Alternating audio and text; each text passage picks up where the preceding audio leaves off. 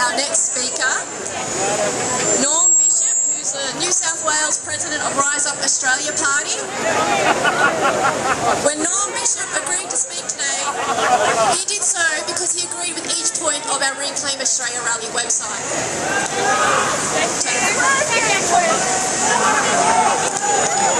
Is that better?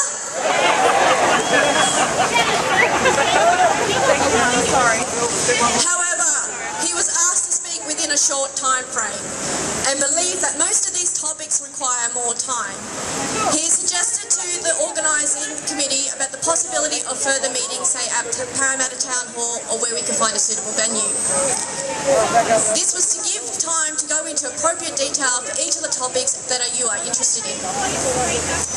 So, at the end of each point, would you indicate by saying yes loudly so the organisers can gauge how many people would be interested in coming to another meeting, which particular point you would like more details on. Thank you for your help. Norm Bishop.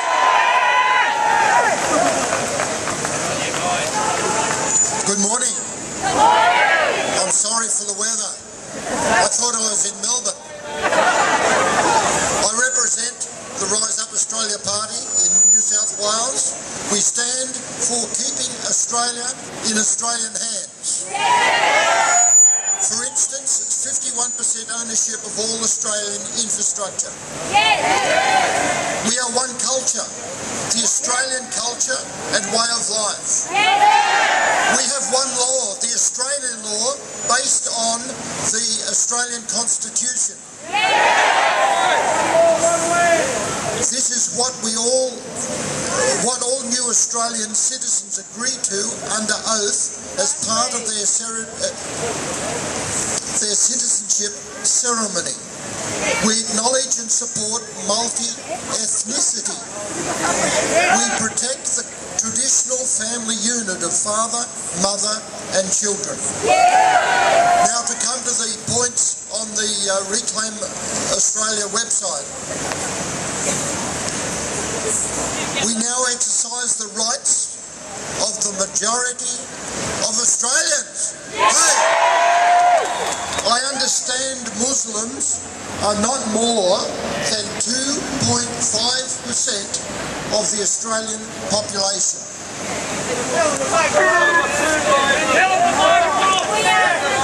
We are here to stop Sharia law throughout the whole of Australia and all of its territories. To make Sharia law illegal in every state and territory.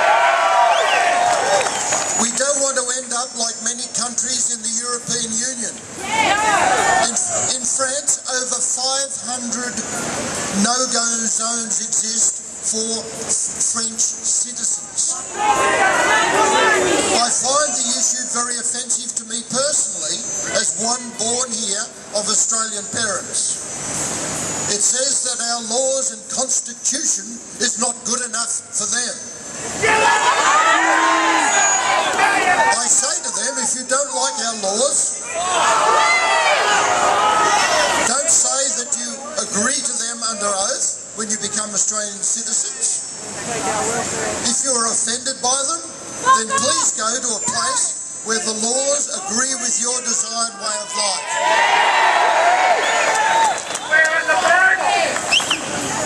Keep our traditional values. That is Christmas, Easter, Australia Day, Anzac Day, and our other benefits that a large number of Australians have grown up with. Yes? Keep our rights and freedom of speech. Halal certification is to be banned and made illegal in all of Australia. This is actually level 4 of Sharia law. This is an illegal and a secret tax on our food that comes out of our pockets and purses.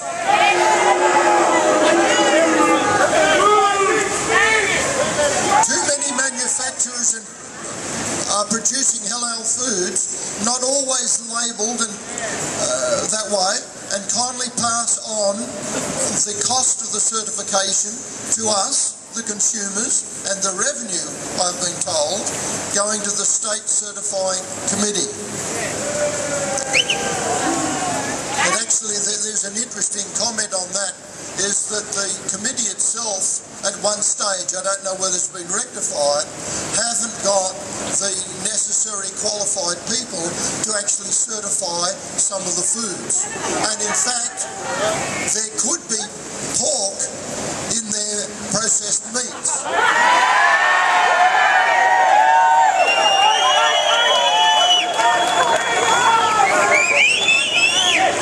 This raises a serious issue.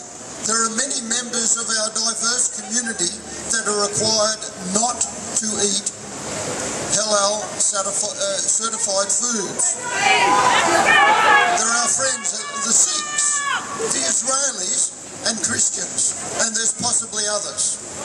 A second issue is one of our Australian iconic foods, Vegemite.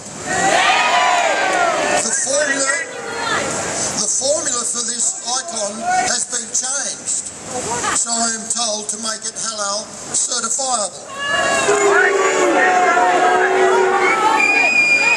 But there's a consequence. Vegemite is no longer stable for long periods of time. In fact, it is likely to go off even before you pick it up from the supermarket shelves and put it in your trolley, so be careful. If the market is viable for less than 2.5% of the population that are Muslim, then let it be marketed to them with their own particular brand name, but bring Vegemite back. We are the 97.5% majority of consumers that demand it. The issue of halal certification has been with us since 1983, over 30 years. Please refuse to buy halal certified foods. Please check the label for their certification mark, even on Australian chocolates made in Tasmania. If your butcher... Ask your butcher about whether his meat is halal certified. I'll go into that on another opportunity. Some say the value of the money paid for certification goes to charitable institutions in the Middle East. And then I understand it flows to Islamic war effort. At one count, 22 of the world conflicts, Islam was involved in all but one of these conflicts, possibly supported by your hard-earned money. I remind you that we, the majority of Australians, are speaking up. It's difficult to find any chicken that is not halal certified. If this tax is an economic factor built into the Commonwealth Government framework to raise its income, then I remove the right to use this factor now and command that it be no longer used. We're talking about the framing of the federal budget right now. Any minister that hides this fact, that it is being used when it shouldn't be used, is to be exposed and removed from office.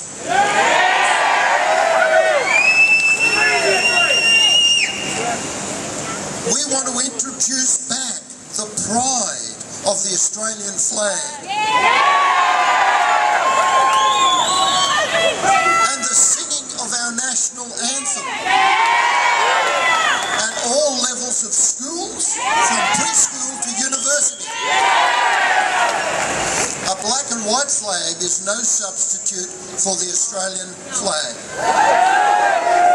Many Australians have died for the honour and respect that this flag brings and represents.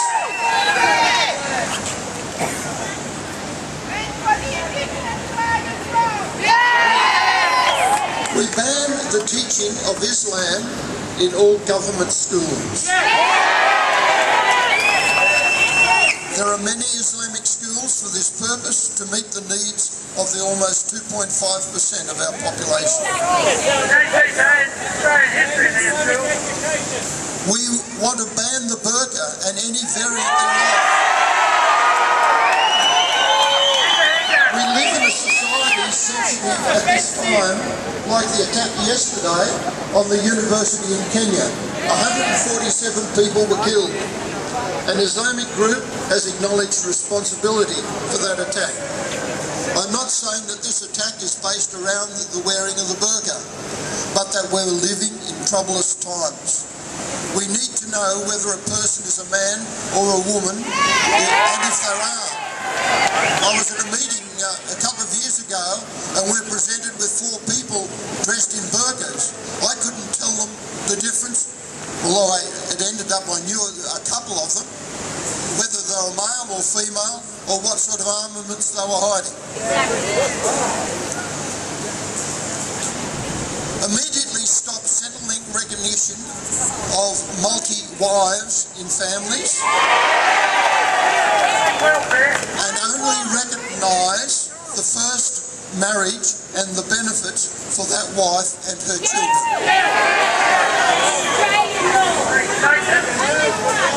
Lastly, ban the horrific, barbaric practice of female genital mutilation. And an introduction of a 10-year mandatory term for perpetrators and organisers of FGM. This includes those who send girls for female circumcision, as it is called. This includes mothers and grandmothers who send their daughters and granddaughters overseas to have FGM carried out in other countries. Once their 10-year mandatory jail term has been completed, their citizenship and Australian passport should be cancelled, and they must be immediately deported back to their country of origin. Medically, there are 4 levels of FGM. Often the front section is sewn up, leaving a small opening to pass water. Socially, it means mostly that the lady can never enjoy sexual relationships. Generally, it's a painful process. The birthing process complications. Collard scars are the result in obstructed labour that can result in fetal death, fistula, hence postpartum hemorrhage and caesarean section. And then there is the pressure from the family to be re-sewn up after each birth. This practice is illegal in Australia. Thank you for listening to me, and those issues affect seriously our Australian way of life.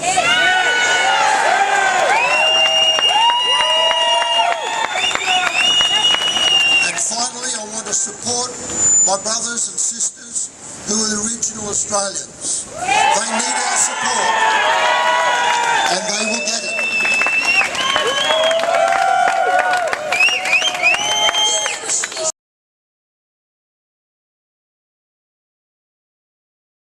Oops! I did it again, baby. Yeah!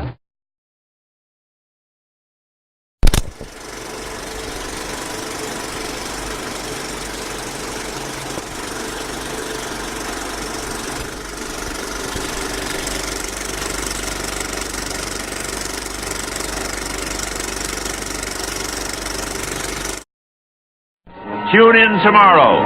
Same bat time, same bat channel. Bye for now.